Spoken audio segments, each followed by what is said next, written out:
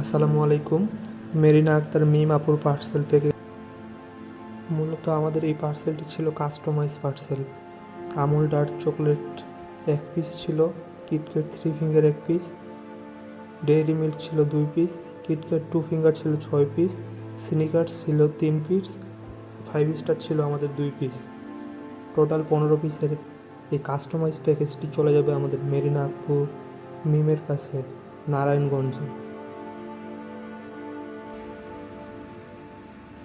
আমাদের এই সুন্দর বক্সে মেরিনা আপু মিমের পার্সেলটি প্যাকিং হচ্ছে।